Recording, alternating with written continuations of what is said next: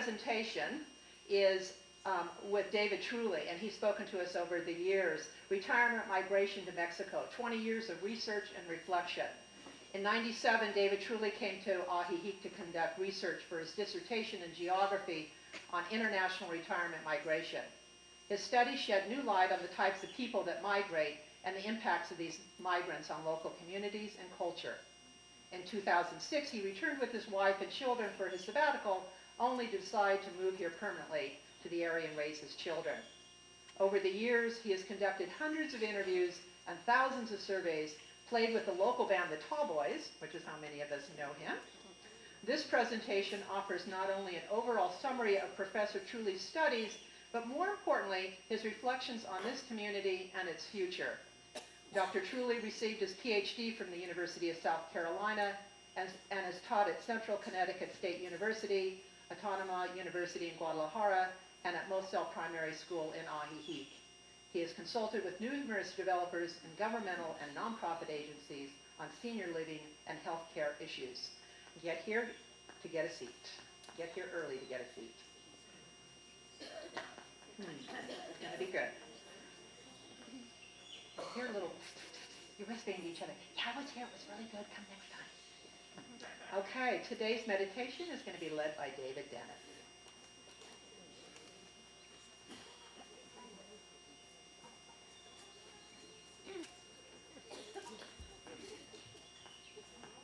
Good morning, everybody. Good morning. We're about to hear about a sword that is invested with so much uplifting energy that 1.5 million people visit it every year. Thank you. My father had glasses with a little telescope on it that he needed after macular degeneration. I have those glasses. For whatever reason, those glasses hit me right here. My mother had an ashtray that I have. She died of cancer. Well, for whatever reason, that ashtray reaches me right here. So everyone, get comfortable. Take a deep breath. And let the chair hold you. You don't need to use any muscles at all. These chairs are tough. Breathe again. What object or objects do you have that uplift you? Could be some kind of a family item. We're not talking about material value. We're talking about value to your heart and your attitude. Is there such an object that you could think about right now that would put you in better spirits today? Keep breathing, and I'll give you about 1.5 minutes to breathe and meditate on whatever object it is in your world that helps uplift you.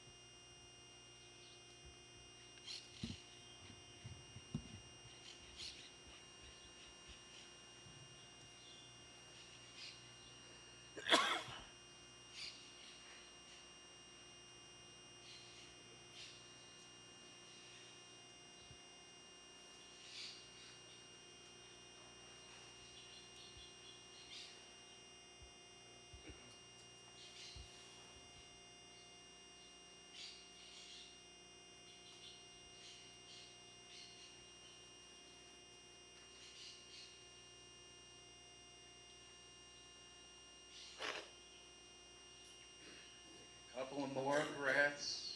Come back gently. And enjoy the presentation. Thank you.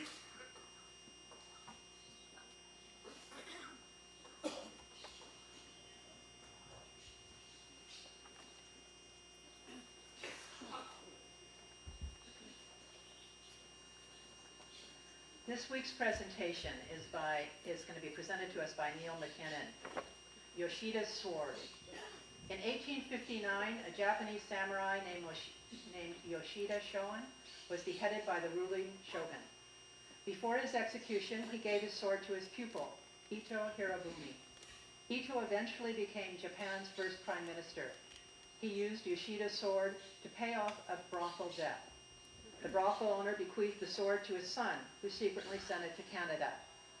It was found and returned to Japan in 1988 and now resides in a shrine where 1.5 million visitors annually come to pay their respects to Yoshida's spirit. While researching the story, Neil turned up a number of coincidences, some right here in Ajijic. Neil lived in Japan for 6 years. He has been published in the US and Canada, and his book, Tekahoe Slide Bottle, I don't know if I said that right, was shortlisted for the Stephen Leacock Medal for Humor and the Alberta Award for Short Fiction. His novel, The Greatest Lovers of Last Tuesday, was published last year. He has taught university in Canada and Japan. Please welcome Neil McKinnon.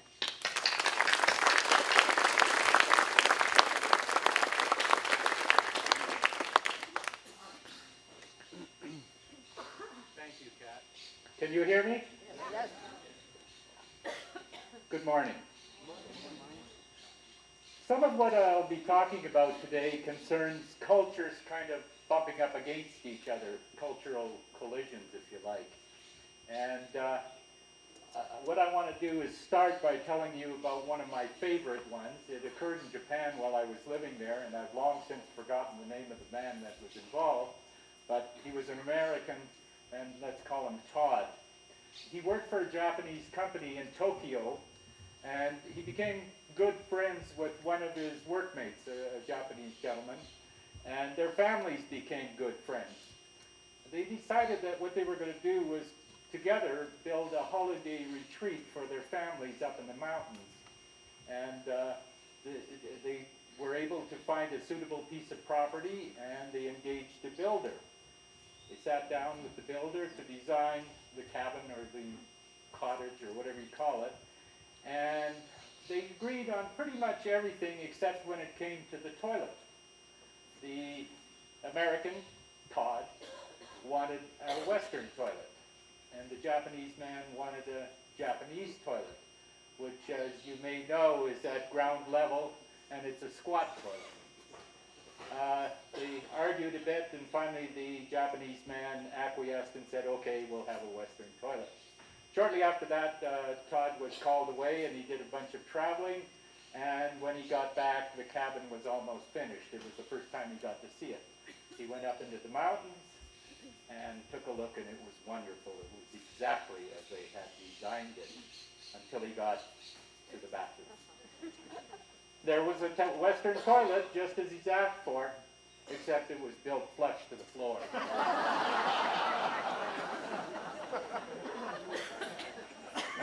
My book, Yoshida's Sword, is historical fiction. And what I'm going to do today is I'm going to tell you the historical part. I'm going to tell you 4 stories from the book that are interconnected in the book. I'll tell you a little bit of some of the connections between them, but so what I'm going to tell you today is truth. The historical fiction is true history and imagined fiction. So I'm only going to tell you true stories today. The fiction will leave for another time, or a better idea, you can buy the book and read it when it comes out. The first story, I'm going to tell you 4, as I said. The first story I'm going to tell you is about a Japanese gentleman named Mishima Yukio.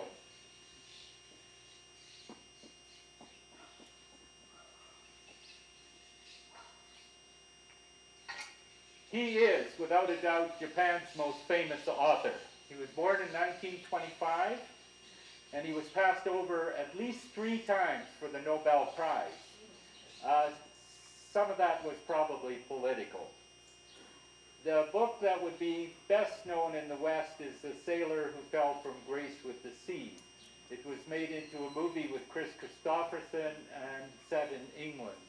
I know LCS Library has at least 4 of his books in there, and my favorite is The Temple of the Golden Pavilion. He was an eclectic man. Before he died, he had been an author, a playwright, an actor, an orchestra conductor, a film director, a bodybuilder, a model, a singer.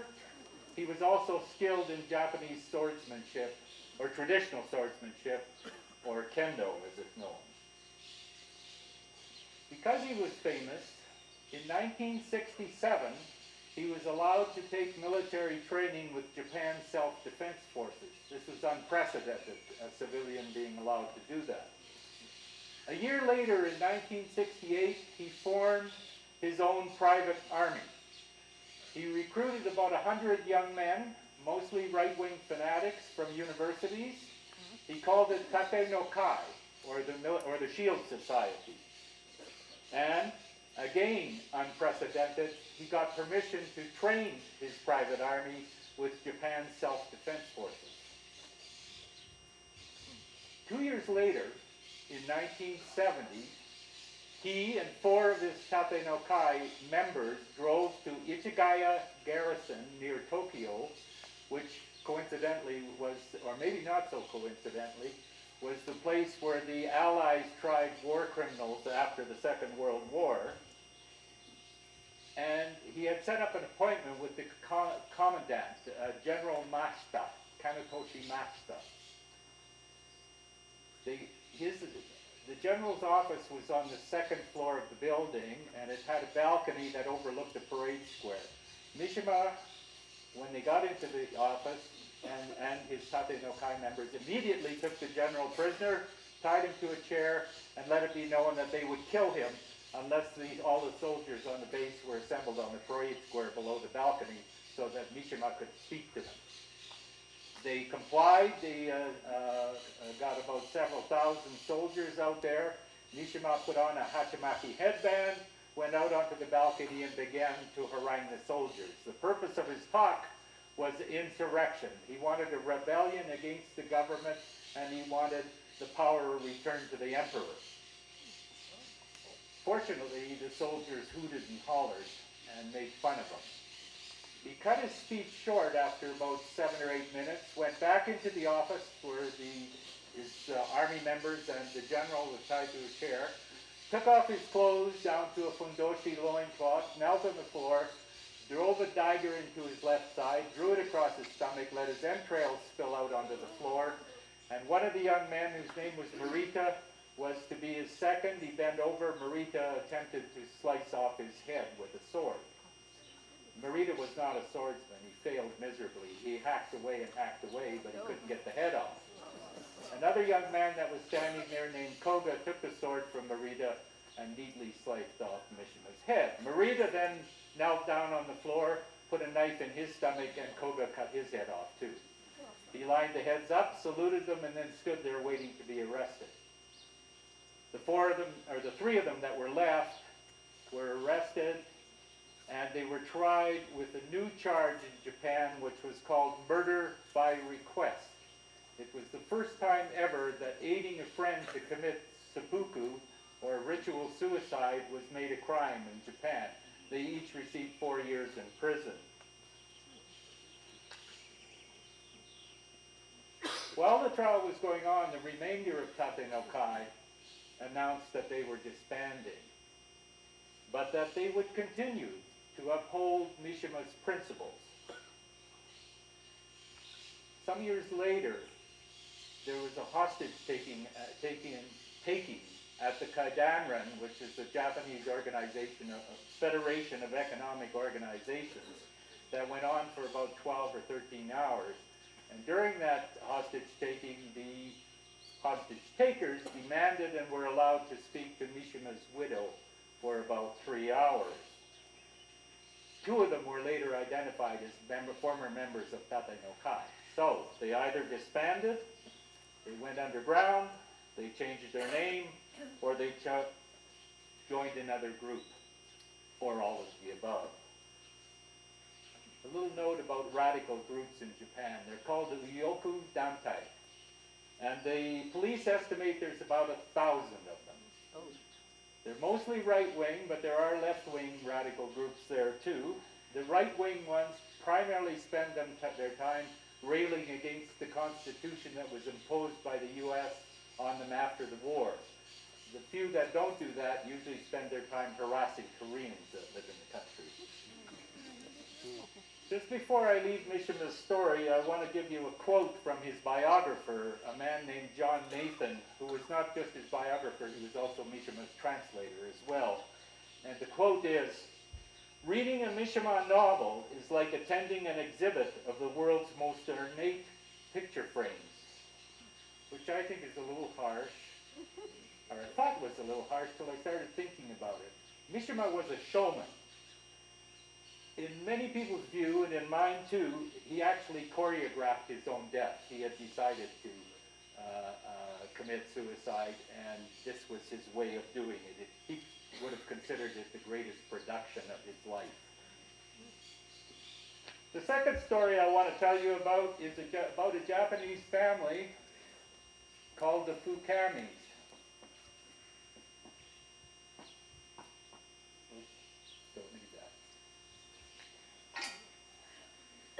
In 1906, a teenager by the name of Katsube Fukami sailed to Hawaii from Fukuoka Prefecture in Kyushu, Japan. He was to be an indentured laborer in the sugarcane fields. And he did that for about a year. And about 1 year later after he arrived, he stowed away on a ship that landed him in Victoria, British Columbia. To keep himself alive, he worked for a bit on the railway, he went to sea on a whaling ship, he worked in a coal mine, and finally he rented a little space and settled down, and he became a barber in Victoria, British Columbia. When he was 20, it was time for him to get married, but it was difficult at that time because the only Japanese women in Canada were picture brides who were already married. The first time I met Katsube would have been in the mid-60s, and he was quite a joker. He told me the reason he couldn't find a wife in those days is that he was too virile and he scared all the women away.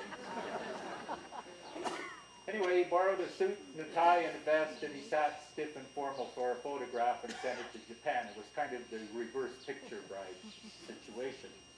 About the time he originally left, a man back in his home prefecture in Japan named Chohei ran away from his home with a geisha. Chohei was an easygoing man, and women liked his quiet charm. He was also so easygoing that most of the time his family was in dire straits. He was a moneylender who seldom saw the return of the money he lent. His family was in dire straits when he ran away. His 12-year-old daughter, Asako, was forced to go to work in a towel factory to make ends meet. She missed her dad, and she found out where he was. She went to him and begged him to come home. It was easier than she thought.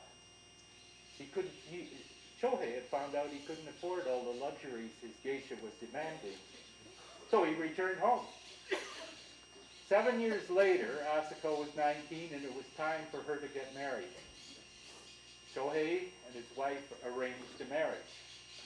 But he was a little different kind of cat. He got her aside before the wedding, and he said, "Look, if you don't like your new husband, you can come home again." And he had a soft spot for her because she had come for him 7 years before. She got married, and a week later she came home. She didn't like him. They were able to get the marriage annulled. They made another arrangement. Asako didn't like that man either. Now it was getting embarrassing. Face was being lost here. But they found a way out. The second man she didn't like had a brother in Canada who was looking for a wife. Asako sailed for Victoria. She too became a barber, and this marriage was destined to last. Just a little bit about her character. I knew her fairly well. She was a little lady about this tall, and she went to work as a barber, as I said, beside her husband in the barber shop. And most of their clients were pretty rough men. They were loggers who came out of the bush on weekends to get a haircut, a bath, and a hangover, maybe not in that order. And one day one of them let his hands roam where he shouldn't have while she was cutting his hair. The next thing he found was a barber's scissors, one of those long pointed ones, buried in his thigh, high up near his crotch. To my knowledge, that's the only time that ever happened. They saved their money, and when they could afford it, they bought some raw land near Mission City, British Columbia. They cleared it by hand, and they started producing fruit, vegetables, and children. They had 4. Later he added two more small farms, and later still they bought their first car. Then Pearl Harbor happened. The Japanese on the west coast were rounded up and placed in the horse barns at the Pacific National Exhibition grounds, waiting for assignment to work camps. And this was a fairly bad situation because women went to one camp and they were there while their husbands and older sons were put out on work gangs on building highways, logging, that kind of thing. But if you were a farmer, you got a choice. There's a whole story behind that which I won't get into. It has to do with sugar companies. You could volunteer, quote, to go to Manitoba or Alberta and work in the sugar beet fields. This they did to keep their family together. Your families were not split up if you did this. Before they left, they buried their personal belongings, their family heirlooms, their photographs, their good china, their kimonos, that kind of thing, beside a big rock in a field behind their house. And many families did that. I once talked to a woman who 40 years later was able to go back and find her family's belongings. Unfortunately, the Fukamis were not that lucky. The farms were sold off and they were bought by a succession of people. And somewhere along the line, one of the farmers decided to get rid of that big rock, so he dynamited it and hauled the pieces away, and all of their stuff was destroyed there. Just another little cultural collision story right here. Some of you know that Katsube and Asako are my wife's grandparents. Katsube died in 1974, and my wife and I went to the funeral. We got there a couple of days before the funeral, and my wife Judy's mother took me aside and asked me, would I make the funeral speech in the Japanese Buddhist church? And I thought it was a great honor. I said, sure, of course. And she spent the next 2 days before I did it coaching me on pronunciation of words, and male groups had to be thanked before female groups. It's kind of a ritualized. And I did it.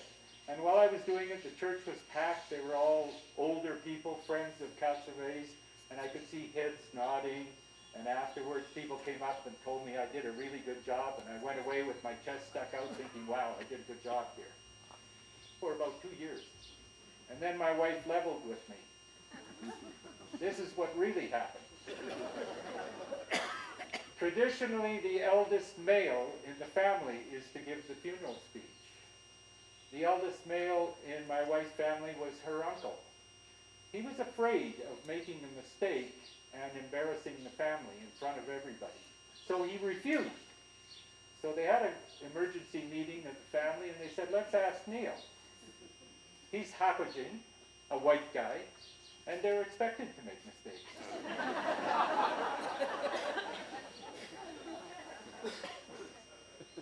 Before I go on, I just want to give a little note about samurai swords. To a samurai, a sword represents the owner's soul. Many people think that the sword of a dead samurai is not just representative of a soul, it is his soul. And that's today. The third story I want to tell you is about a Japanese samurai named Yoshida.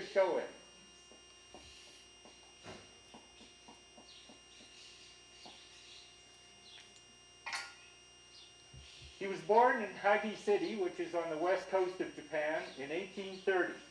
And he was born into a very poor samurai family. From the beginning, he was a prodigy. He was a recognized scholar by age 7. He was an assistant teacher at Chosu Academy by age 9. At age 10, he was lecturing on military strategy to military officers. At 18, he started his own school of ethics and philosophy and martial arts. By 24, he had decided to leave Japan. he felt that their system of government, which was basically ruled by the Tokugawa, at that time Tokugawa shogunate, was weak compared to governments in the West, and that if it continued, eventually governments in the West would take over and rule Japan. And he determined that he would go to the West, find out how these systems worked, and bring them back to Japan. At that time, Japan was closed. Leaving wasn't really illegal, but if you came back, you had your head lopped off. He figured out he would go with U.S. Commodore Matthew Perry. Matthew Perry had steamed into Edo Bay a year earlier and demanded open trade between Japan and the United States. He had then left for a year, and he'd come back for his answer. Yoshida decided that he would row out to the ship, which was anchored in the bay, climb aboard, and ask to leave with Perry.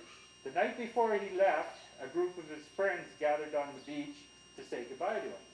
And one of them, a man named Miyabe Taizo, noticed that Yoshida had about the poorest quality sword that you could have. It was terrible. And he had a slightly better one. So he gave Yoshida his sword and took the poor one as a kind of a farewell gift. Yoshida rowed out to Perry's ship, clambered aboard, and asked permission to leave. Perry turned him down for two reasons. One, he thought he might be a spy from the shogun. And two, the negotiations with the shogun were at a kind of a delicate stage, and Perry didn't really want to upset him. Yoshida went back ashore, and in a form of protest, he turned himself in to the shogun's police, called the Bogyosho, and said, "I was attempting to leave." Because he hadn't actually left, they didn't kill him. But he was put in jail for a year. When he got out, he started teaching again at his school. He gathered around him as pupils some of the most brilliant minds in Japan, at least in the area of Japan they were in, which was Chosu, near Hagi. By 27, in his school, he was advocating a number of things. Universal education in Japan, reward for ability, the abolition of a privilege, a new foreign approach, which was the expansion through strength, and that resonated right down till after the World War II, and the overthrow of the Tokugawa government and the restoration of the emperor. From that, it was a short step to plotting insurrection, which he and his pupils did. Of course, he was found out and he was arrested. He was sentenced to death, and on November 25th, the same day that Mishima chose to kill himself, he was executed by the shogun, the Tokugawa shogun. On the night before he was executed, he gave his sword, the one he got from Miyabi, to his favorite pupil, a man named Ito Hirobumi. Ito was a brilliant man. He also was from a poor samurai family, and he was very active during the insurrection. When it was successful, at least 10 of Yoshida's pupils became rulers in the new government, statesmen and leaders. And Ito eventually became Japan's first prime minister. He had one glaring weakness: women. He rang up a big debt at a brothel in Kobe, owned by a man named Fujita. Now, I think it was in Kobe. He maybe had brothel debts in two places, because Fujita also owned a brothel in Himeji. He had no way of paying it off. He was a poor samurai. So he paid it off by giving Fujita the sword that he had gotten from Yoshida, that Yoshida had gotten from Miyabi Taizo.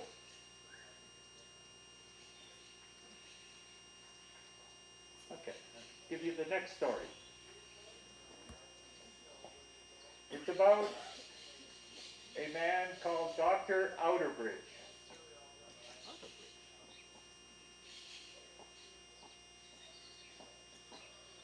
I know some of you can't read that from up there, but I'll try and speak loud so you can get the name. Dr. Outerbridge was born in Japan in 1911. He was the son of Canadian missionaries. At 18, his father sent him back to Canada to go to university. On the night before he left, he was given a gift by a friend of his father's, a Japanese sword. He went back to university. He graduated in medicine from the University of Toronto. He married a woman named Margaret Kurgan, who was a nurse, I believe from Prince Rupert, British Columbia. And together, instead of practicing medicine in Canada, they left for China. And they joined the staff of the West China Mission Hospital in Chengdu. When they returned many years later, Margaret Kurgan, Margaret Outerbridge now, had kept a diary all that time, and she published that diary in the form of a book that became a minor bestseller. It was called Beyond the Moon Gate.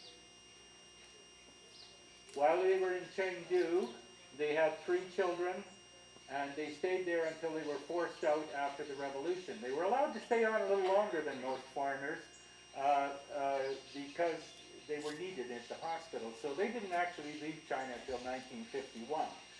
Dr. Outerbridge returned to British Columbia and established a medical practice in New Westminster, British Columbia. He carried that sword that he had been given when he first left Japan around with him for over 50 years. And one day he was sitting in his study in New Westminster, and he noticed the silk sheath it was in was fraying, and the threads were breaking on the bottom, and there was a little piece of white cloth sticking out of it.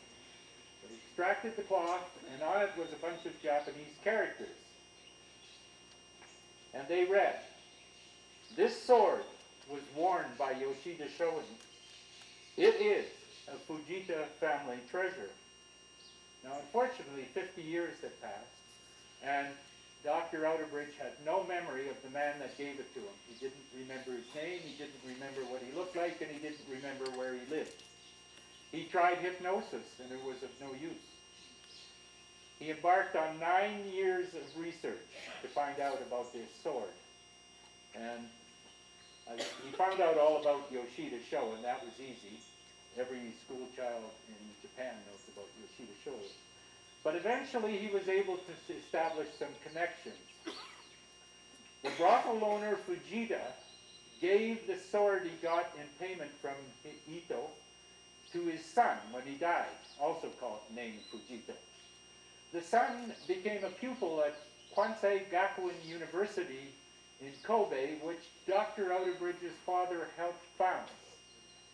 He also became a pupil of Dr. Outerbridge's father, and after he graduated, he became his close friend. It was him that gave the sword to Dr. Outerbridge. He was able to authenticate it.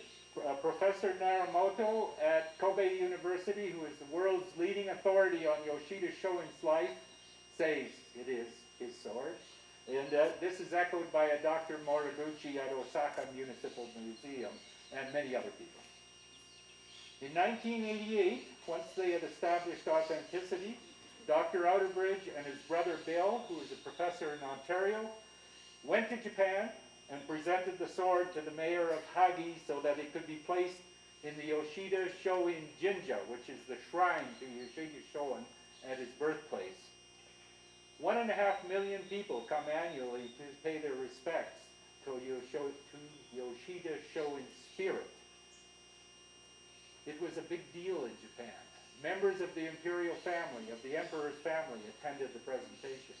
Members of the representatives of the Japanese government, representatives of the Canadian government, the mayor of Hagi, descendants of Yoshida Shoin, all attended.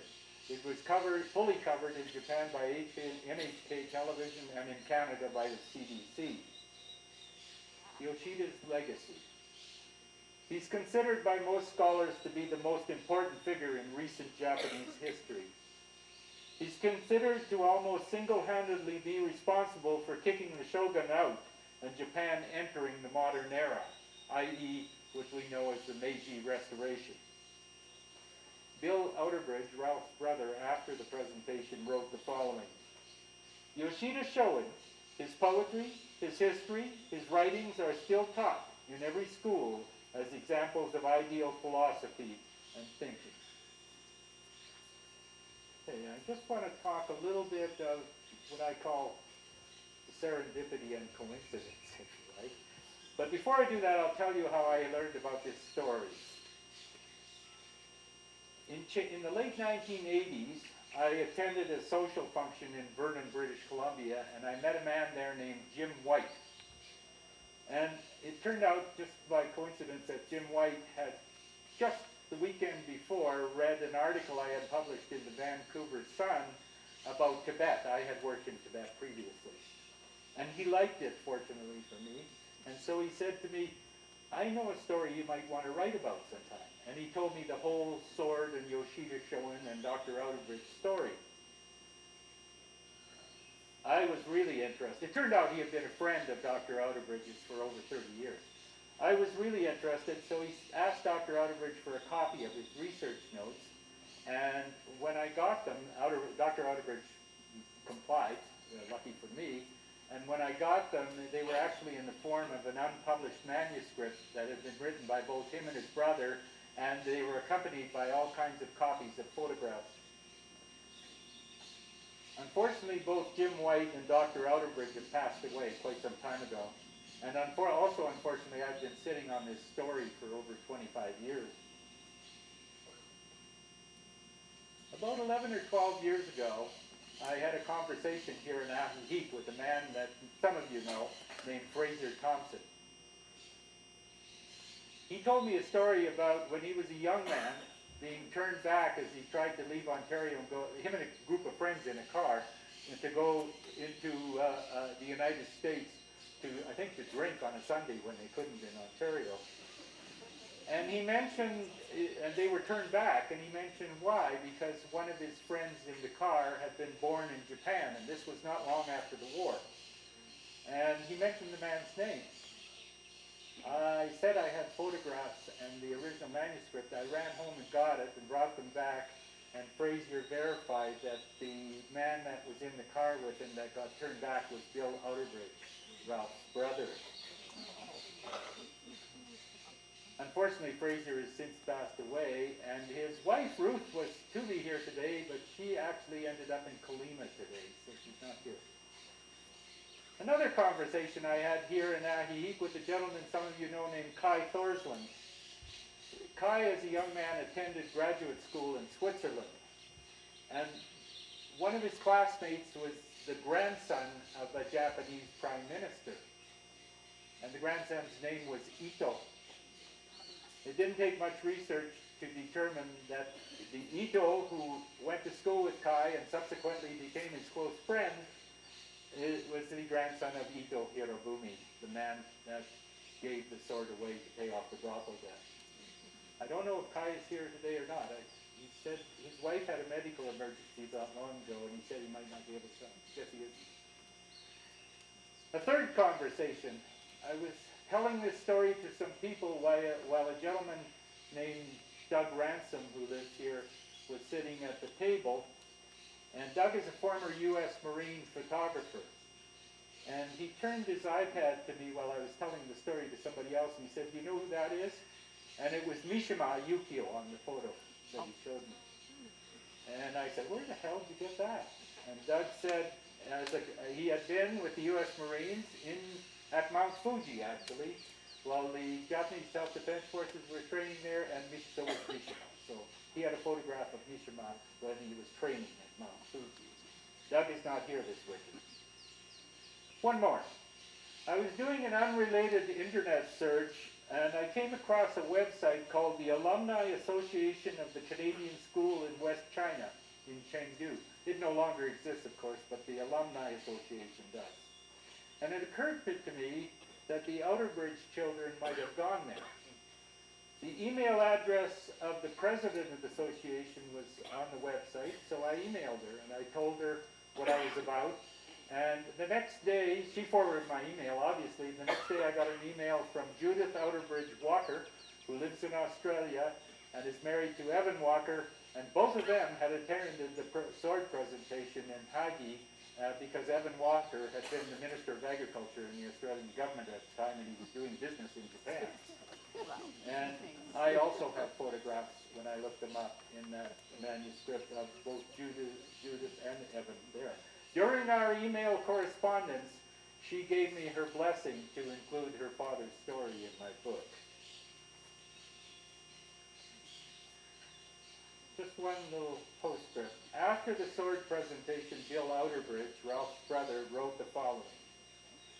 We had the mutual feeling that we had been caught up in a spiritual exercise that had been going inexorably in a certain direction, leading to this very moment, and reinforcing how important it was that this sword should be returned to its place of rest.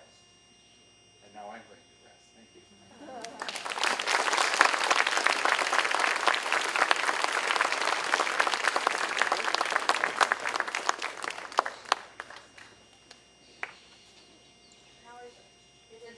Good fortune to be able to ask questions if we have them for Neil.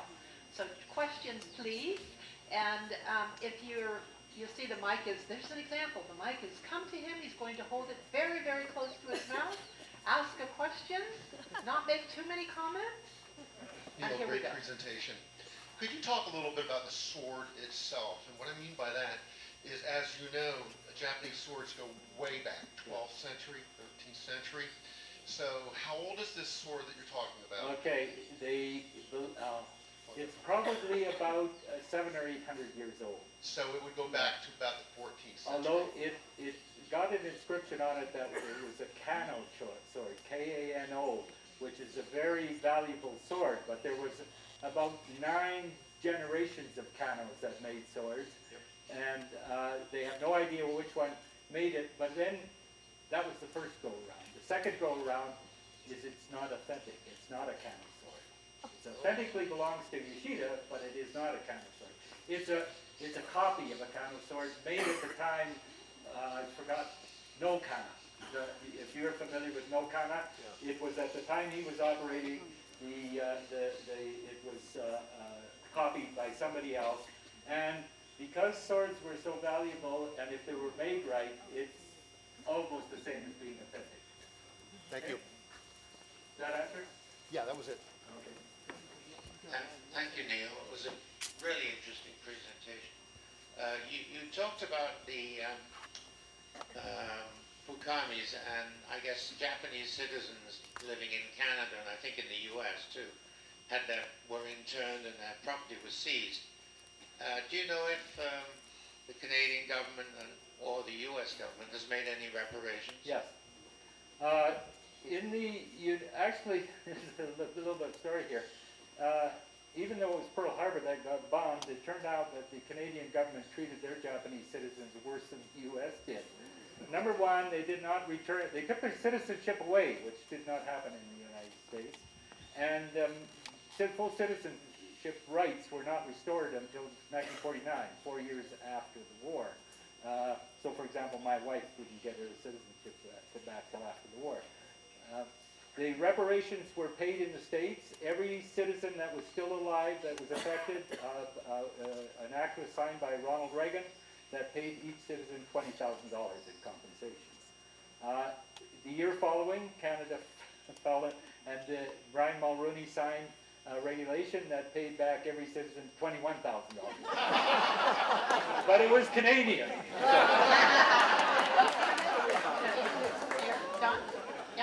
Okay, does that answer?